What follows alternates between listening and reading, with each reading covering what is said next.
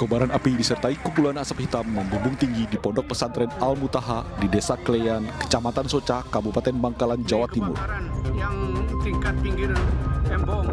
Angin kencang dan material bangunan mudah terbakar membuat api cepat membesar dan menjalar ke bangunan lainnya. 2 unit mobil pemadam kebakaran diturunkan untuk memadamkan kobaran api. Warga di sekitar lokasi juga turut membantu dengan peralatan seadanya. Api melalap sejumlah ruang kelas dan gudang di lantai 2 bangunan pondok pesantren. Diduga kebakaran berawal dari konsleting listrik di lantai 2. Yang terbakar adalah pondok pesantren yayasan. Kebetulan ruang kelas madrasah yang terbakar. Diduga sementara api berasal dari konsleting listrik. Musibah kebakaran ini tidak menimbulkan korban jiwa karena proses belajar mengajar santri dilakukan pada sore hari. Dari Bangkalan, Jawa Timur, Taufik Syahrawi, iNews melaporkan.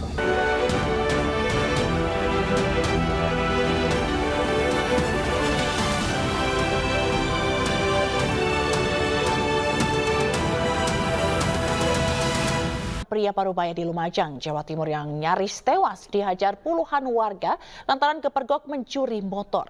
Beruntung seorang anggota TNI mampu mengamankan pelaku dari amukan warga.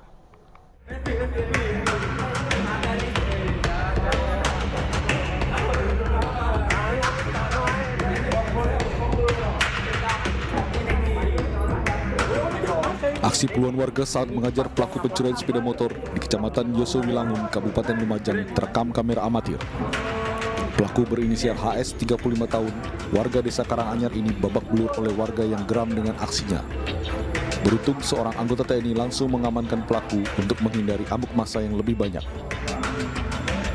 Pelaku kepergok mencuri sepeda motor yang berada di depan rumah korban, hingga korban yang mengetahui sepeda motornya dicuri langsung berteriak dan mengundang perhatian warga sekitar. Pelaku berhasil ditangkap puluhan warga yang langsung mengajar hingga babak belur. Dari hasil interogasi polisi, pelaku diketahui merupakan residivis kasus pencurian dan telah keluar masuk penjara sebanyak 4 kali. Masyarakat membantu mengamankan seorang tersebut ke Mapolsek Yosowilangun. Pelaku sempat dimasukin ya? Memang iya, waktu itu masyarakat cukup banyak yang membantu mengamankan orang tersebut. Untuk track recordnya seperti apa? Track recordnya yang bersangkutan pernah menjalani hukuman terkait perkara pencurian hukum dan membawa senjata tajam. Polisi mengamankan barang bukti sepeda motor yang dicuri pelaku dan kasus pencurian sepeda motor ini ditangani Satreskrim Polres Lumajang. Dari Lumajang, Jawa Timur, Yaya Nugroho, iNews melaporkan. Hari ini sidang peninjauan kembali 6 terpidana kasus pembunuhan Vina dan Eki kembali digelar di Pengadilan Negeri Cirebon, Jawa Barat. Sidang hari ini mengagendakan pemeriksaan sejumlah saksi dan alat bukti.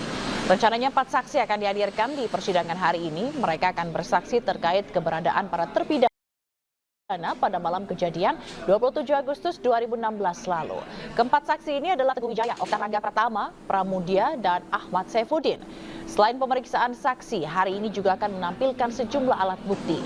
Sebelumnya pada sidang Senin 9 September lalu, JPU menyampaikan tanggapan terhadap memori PK yang diajukan pemohon.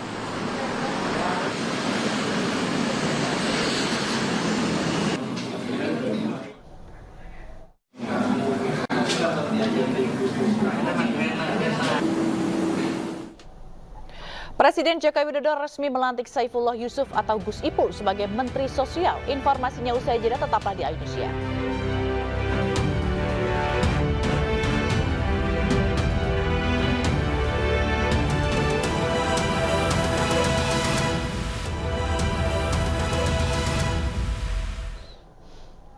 Pemirsa, Presiden Joko Widodo resmi melantik Sekjen PBNU Saifullah Yusuf atau Gus Ipul sebagai Menteri Sosial di Istana Negara Jakarta Rabu pagi. Gus Ipul akan menjabat sebagai Mensos di sisa masa jabatan pemerintahan Joko Widodo Ma'ruf Amin yang tersisa 40 hari lagi. Gus Ipul menggantikan Tri Risma hari ini yang mundur dari Kabinet Indonesia Maju karena mengikuti Pilkada 2024 sebagai calon Gubernur Jawa Timur. Saat ini Gus Ipul juga menjabat sebagai Sekjen PBNU periode 2022-2027 dan Wali Kota Pasuruan sejak 2021.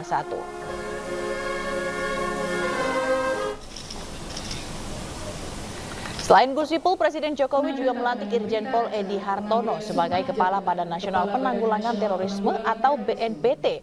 Edi menggantikan posisi Komjen Pol Riko Amelzadaniel.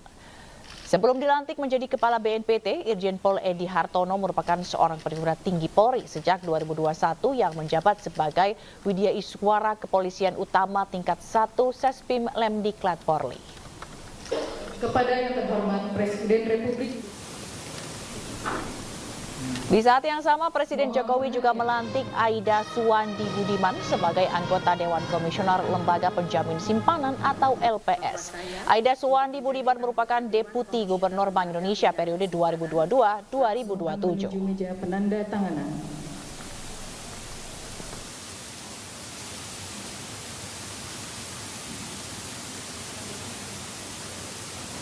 Kepada yang terhormat Presiden Republik Indonesia. Pemirsa, viral di media sosial seorang pria yang mengaku dipukul pasukan pengamanan presiden saat bersuah foto dengan Presiden Joko Widodo. Namun pihak istana memastikan tidak ada pemukulan oleh Pas Pampres.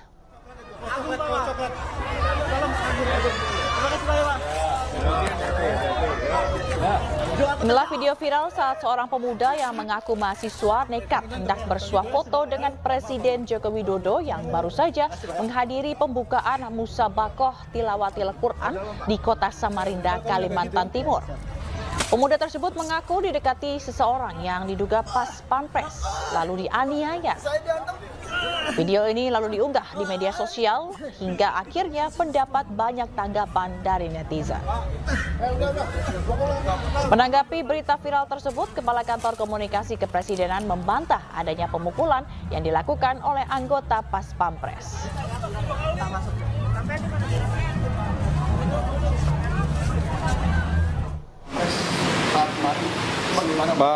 Komandan Pas Pampres sudah membantah itu kan? Sudah dibantah, dan sebenarnya kan Pak Presiden nggak pernah sendiri. Teman-teman media punya gambarnya nggak? Punya videonya nggak? Biar tahu benar ada itu atau siapa yang melakukannya. Kita kan belum bisa konfirmasi sampai sekarang. Karena dari Pas Pampres kan sudah nyatakan tidak ada dari mereka kan. Dalam menyambut Hari Literasi Nasional, MNC Peduli memberikan pelatihan dan edukasi bagi anak-anak Taman Baca Masyarakat Situ Rompong di Tangerang Selatan, Banten. Anak-anak ini diperkenalkan tentang seputar profesi jurnalis dan broadcasting serta literasi digital yang disambut secara antusias.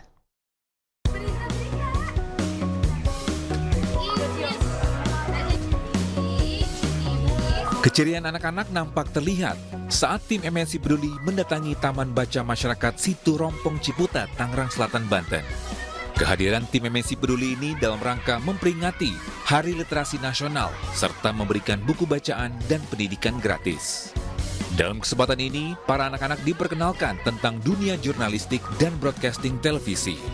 Tak hanya itu, para anak-anak ini juga menuliskan inspirasi cita-cita masa depan mereka pada selembar kertas yang telah disediakan dan dibaca secara bersama-sama. Dijelaskan tentang profesi, challenge teka-teki, sama pertanyaan yang di depan tadi.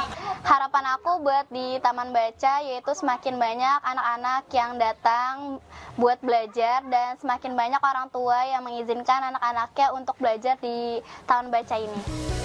MNC Peduli juga memberikan laptop dan buku bacaan bagi anak-anak TBM Situ Rompong agar giat dalam belajar serta memahami perkembangan digital demi mewujudkan generasi cerdas anak bangsa. Dari Tangerang Selatan, Banten, Nunung Purnomo, iNews melaporkan. Penyelenggaraan MTQ Nasional ke-30 di Samarinda, Kalimantan Timur berlangsung hikmat dengan diikuti lebih dari 1.000 peserta di tanah air.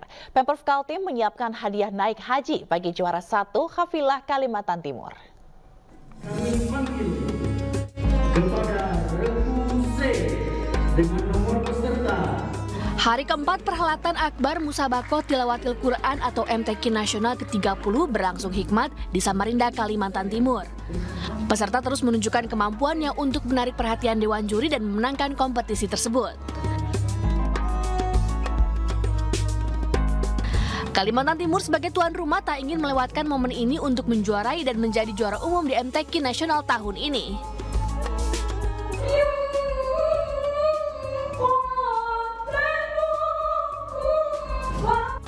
Untuk memotivasi para khalifah dari Kalimantan Timur agar bisa berjuang dan memaknai Al-Quran secara mendalam, PJ Gubernur Kaltim Akmal Malik berjanji peraih juara pertama akan diberangkatkan untuk menunaikan ibadah haji.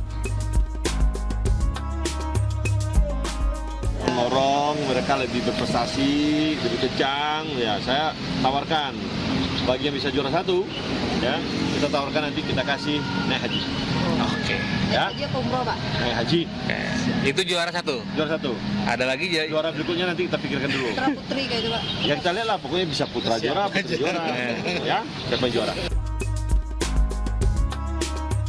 Musabakoh Tilawatil Quran atau MTQ Nasional 2024 di Kalimantan Timur berlangsung dari tanggal 6 hingga 16 September 2024. Acara dihadiri oleh 1.998 peserta dari 35 provinsi di seluruh Indonesia.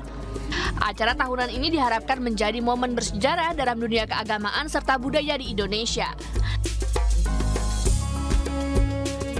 Dari Samarinda, Kalimantan Timur, Ardi Wirya, iNews melaporkan. Berkat penampilan gemilangnya, Martin Paes didapuk menjadi man of the match pada laga timnas Indonesia kontra Australia. Selengkapnya sesaat lagi, tetaplah bersama kami.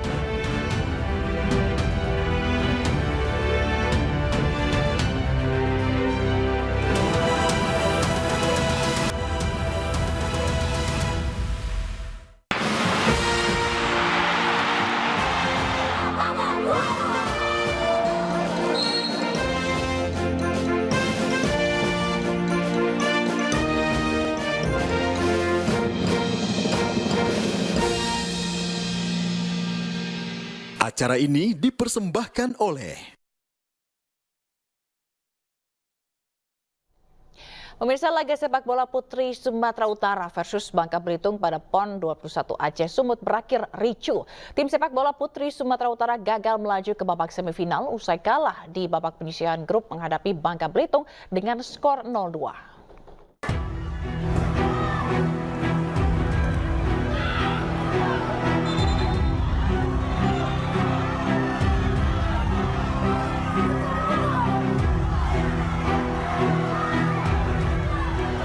Kericuan menodai laga sepak bola putri Sumut versus Bangka Belitung pada PON ke-21 Aceh Sumut di Stadion Mini Deli Serdang, Sumatera Utara.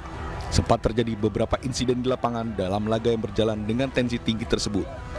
Kedua tim dan wasit bahkan sempat bersetegang di tengah lapangan. Ketegangan selama jalannya pertandingan juga membuat penonton yang hadir turut emosi dan menambah riuh suasana stadion. Perseteruan antara kedua tim terus terjadi hingga akhir pertandingan.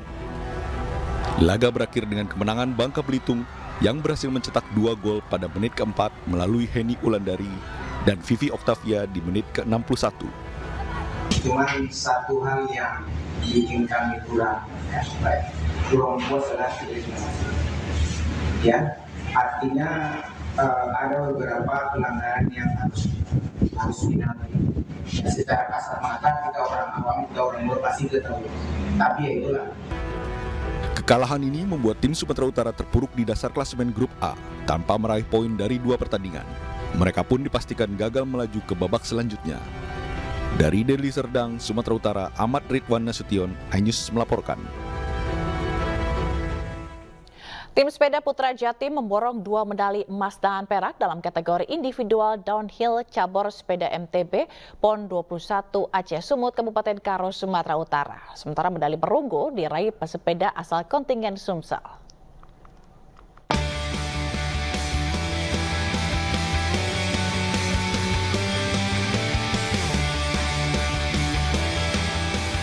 Dua pesepeda putra Jatim berhasil memborong 2 medali dalam cabur sepeda mountain bike kategori individual downhill di PON 21 Aceh Sumut yang digelar di Arena Tahura Bukit Barisan, Kabupaten Karo, Sumatera Utara.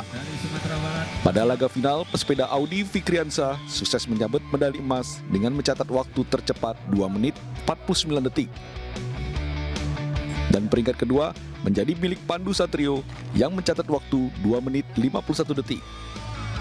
Di peringkat ketiga ditempati pesepeda kontingen Sumatera Selatan Putra Ganda dengan waktu 2 menit 54 detik. saya persembahkan untuk kedua orang tua saya, masyarakat Jawa Timur, terutama yang selalu support, dan pelatih saya yang selalu menemani saya pagi, siang, sore, malam.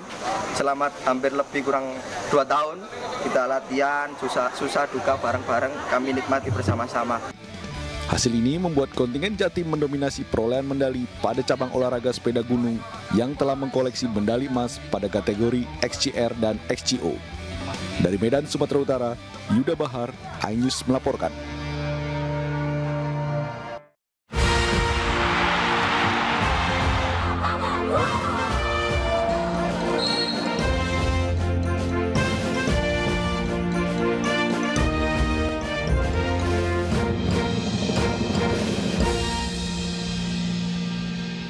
Acara ini dipersembahkan oleh